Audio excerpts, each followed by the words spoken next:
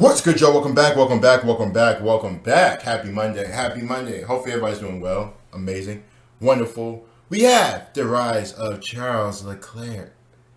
Destined. We have checked him out before. I think we did most underrated driver. Teammate of Carlos Sainz for Ferrari. I think personally, I think that's going to be the main, I think that's going to be a team that I really focus on next year. You already know about Mercedes, Red Bulls, McLaren and stuff like that. But I'm gonna be very, very interested to see how this team performs. Like I said, I only really caught like the last 2 or 3 races of F1 last year, so yeah.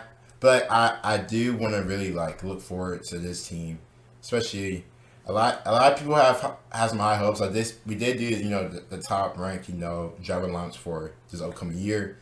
A lot of you guys have Ferrari up there, so that's going to be a team I do look out for. Y'all let me know which team are y'all most excited for this upcoming season. But before the video starts, you guys don't forget to like the video and sub as well. Let's just get started. Everything's looking pretty rosy, I would say, for you right now. And I'm not talking about this meeting room at Sauber HQ in Hinwil. Yeah, I mean, it is definitely a special part of my career at the moment. Obviously, I've been announced as the 2019 Ferrari F1 driver, so it is something extremely special that I've always dreamed about. Since child, I've always dreamed of being, first of all, in Formula One, and I think you guys tell me this a lot, but Ferrari's damn near a religion in Italy. Ferrari is top notch in Italy, you know what I mean? So just imagine driving for Ferrari, and at the same time, all the expectations, stuff like that, you have to perform. You gotta perform. You could say a whole country, a whole fan base is behind you. So it's a lot of pressure. And to be now announced as shout out to me and Ferrari driver BMPH as well. Something extremely special.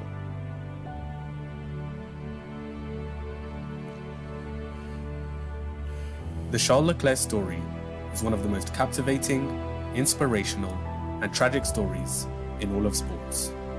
His rise to the top of the pinnacle of motorsport has been thrilling to watch, but devastating to endure. In this video, we will look deeper into his journey and show the whole world why he's destined for greatness.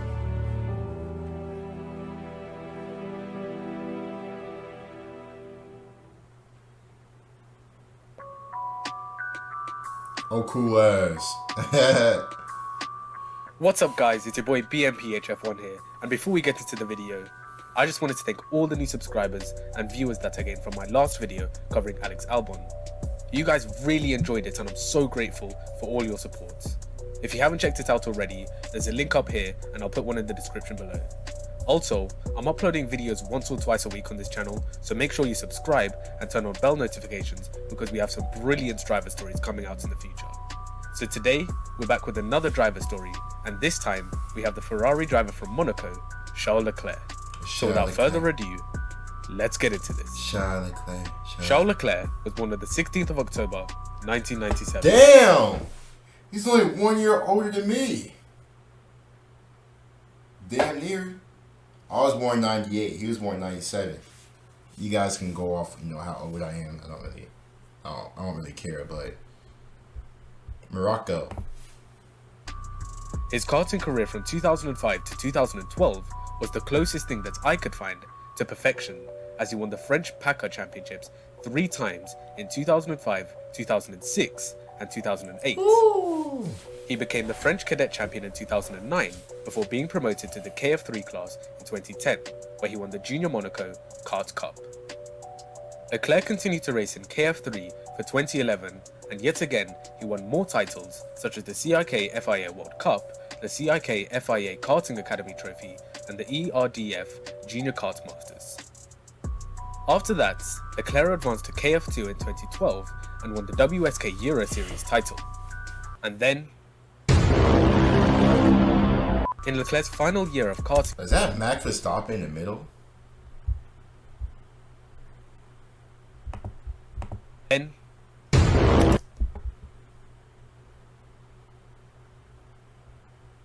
is Max. But just like we have seen with like notable F1 drivers, they have tons of success at the beginning of their journey into, motorsports, whatever. And a lot of that transitions into what they are now. We see it with Max, obviously Mr. Leclerc, a lot of like drivers we see, they have success at a young age. And it just carries with them. In Leclerc's final year of karting in 2013, he won the South Garda Winter Cup and finished second in the CIK FIA World KZ Championship behind Max Verstappen. I was right! Throughout his karting years, Leclerc's godfather Jules Bianchi acted as an incredible mentor for him, and they developed an inseparable relationship. In Leclerc's last year of karting, Jules signed his first F1 contract with Marussia, and his F1 career was starting to take off. Marussia. 2014 proved to be another successful year for Leclerc as he moved up to single-seater racing. He raced in the Formula Renault 2.0 Alps Championship and took 7 podiums, including a double win at Monza. In that championship, he managed to finish second behind Nick de Vries and won the Junior Championship in the final race in Jerez on October 5th, 2014. But his triumph turned out to be very much bittersweet.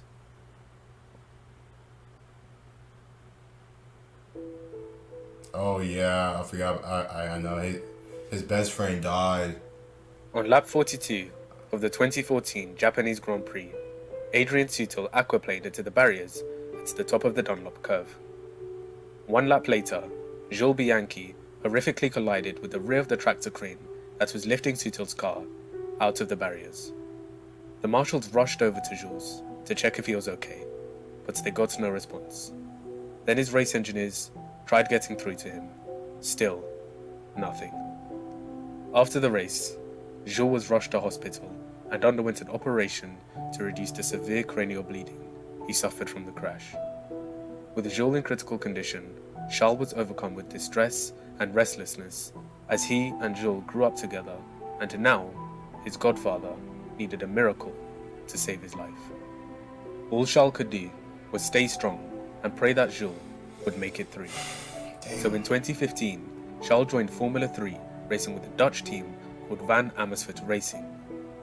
For round 1 of the season, in Silverstone, Leclerc started on pole for the second and third races of the weekend after Felix Rosenqvist was disqualified for a technical infringement. He took his first win at the third race of the weekend and finishing ahead of Antonio Giovinazzi and Jake Dennis. In the following round at Hockenheim, he finished on the podium in all 3 races of the weekend and finished first at the third race of the weekend. He then scored his 3rd win of the season at the first race in Belgium, which catapulted him into the lead of the championship, but he only managed to finish 4th overall in the championship because of the damage his car had sustained after a collision with Lance Stroll in Zandvoort. But just 5 days after the 3rd race at Zandvoort, Jules Bianchi tragically passed away. The entire F1 paddock, including Charles, were devastated. Words couldn't even begin to describe the despair Charles must have been going through at this point. Most other drivers would let such a dreadful loss overwhelm them and cause them to give up on their hopes and dreams, but not Charles Leclerc. Even through all the adversity, he marched on like a warrior to pursue his F1 dream.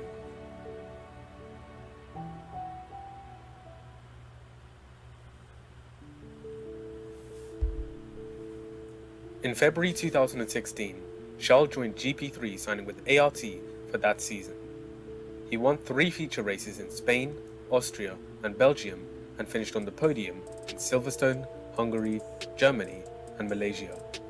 At the final race in Abu Dhabi, he managed to secure the championship even after retiring in the final race of the season, as his main championship contender Alex Albon retired from both the feature race and the sprint race.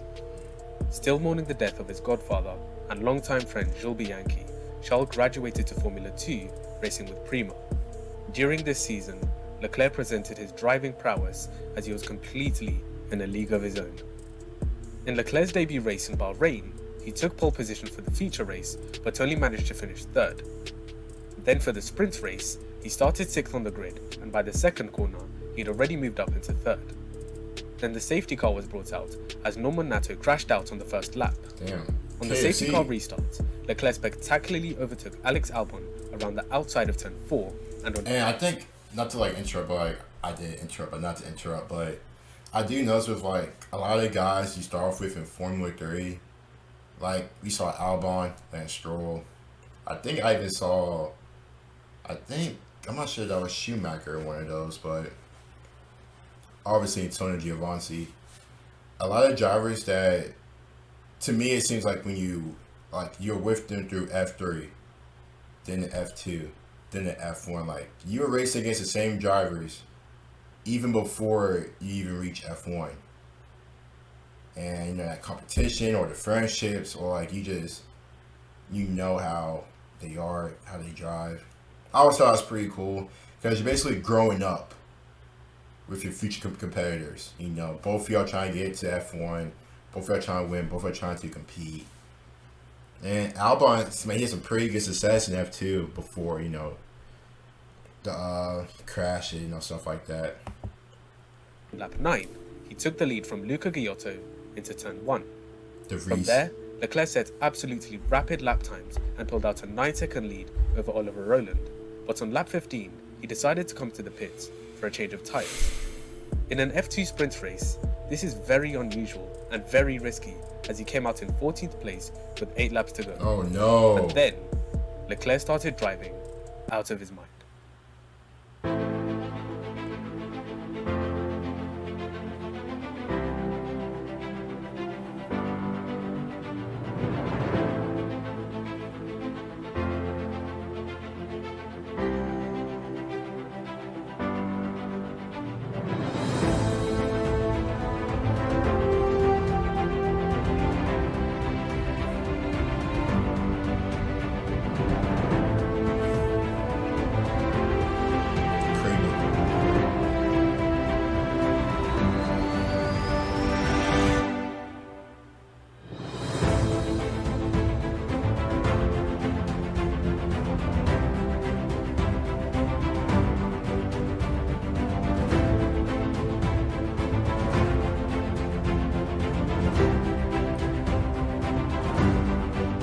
Holy crap.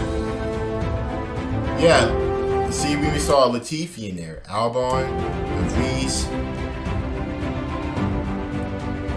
This man got possessed by God.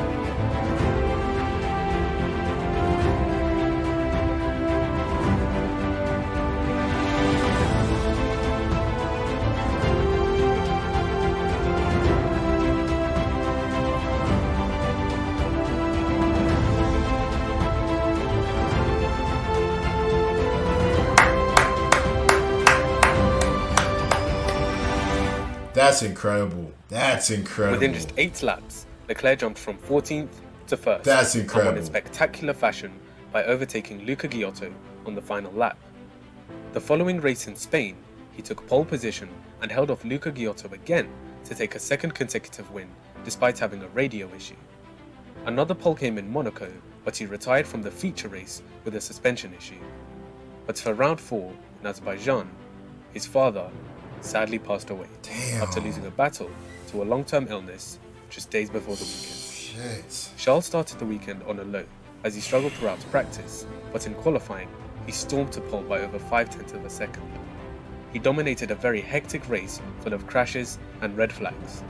Despite everything going on around him, he managed to maintain focus and composure to take the win and the fastest lap. He dedicated his stunning drive to his father, who, like Jules, taught him everything he knew. For the next 2 races, Leclerc dominated both qualifying sessions, taking pole position. This meant that he had scored 6 consecutive pole positions, a feat only achieved by Stoffel van Dorn in 2014 and 2015. He won the feature race in both Austria and Britain, and at one point during the race at Silverstone, his car set alight and one of his wing mirrors detached in the closing stages. At round 7 for the weekend in Hungary, Leclerc made history as the first driver to take 7 consecutive poles in Formula 2. Unfortunately, this was short-lived as he ended up being disqualified for a technical infringement. But he went on to take another pole at the following weekend in Belgium. For the penultimate race in Jerez, Charles took pole position once again and won the race by 0.2 of a second to secure the 2017 Formula 2 championship. That's my guy, man. Hey, I mess with Leclerc. Oh my gosh. I think he took an over from Latifi. I think he's my favorite driver. He's just my favorite driver. Simple as that. Stamp it, clip it, bookmark it. This is my favorite driver in F1. What he was doing at F2, after like that whole season, whatever. Oh my god! Talk about 8 laps to go. You go over 13, 14 positions and win it. You know what I mean? Like consecutively winning poles, winning races, just dominating. Off a spectacular season in Formula 2, at the final race of the season, Leclerc overtook Alex Albon on the last lap to claim his 7th win of the season. That's crazy. Unsurprisingly, he was called up to Formula 1 to race for Sauber in 2018 alongside Marcus Ericsson. As we know from Formula 2, Leclerc in qualifying was ridiculously fast, and this proved to be the case against Ericsson as he won the qualifying head-to-head 17-4. Dang! Average gap of 0.5 of a second. He also finished higher in the championship with 39 points compared to Ericsson's 9. And as for his 2019 season, well, I think it's better if we explain it this way.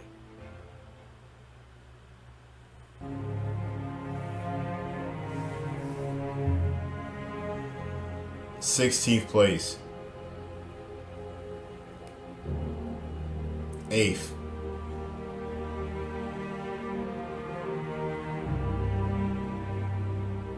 And won it. I think this was like his Gasly. I think this was like his greatest win, I think. That 2019.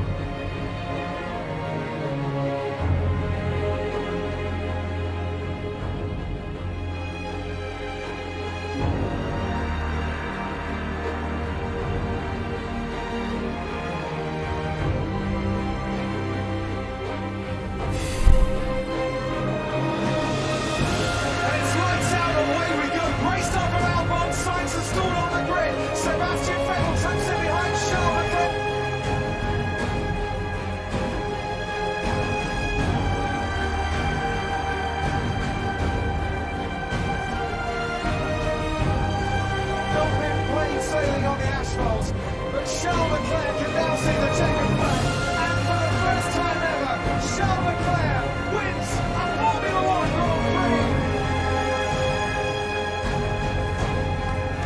It's lights out and away we go. Leclerc gets away well. Charles Leclerc has come brilliantly. He won in Spa. He wins in Monza. Charles Leclerc is the winner of the 2019 Italian Grand Prix.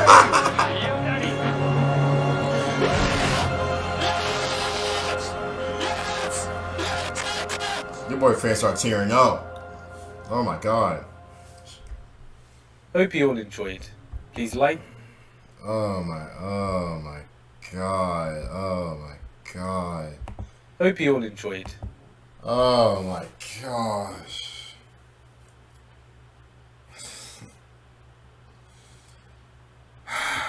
That was amazing. Absolutely amazing.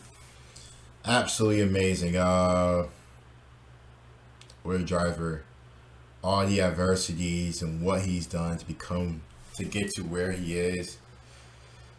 Simply amazing. You know what I mean? It's just simply amazing. My guy. Anyway, you guys don't get like a sub. Comment below your stars and reactions. We'll see you guys later.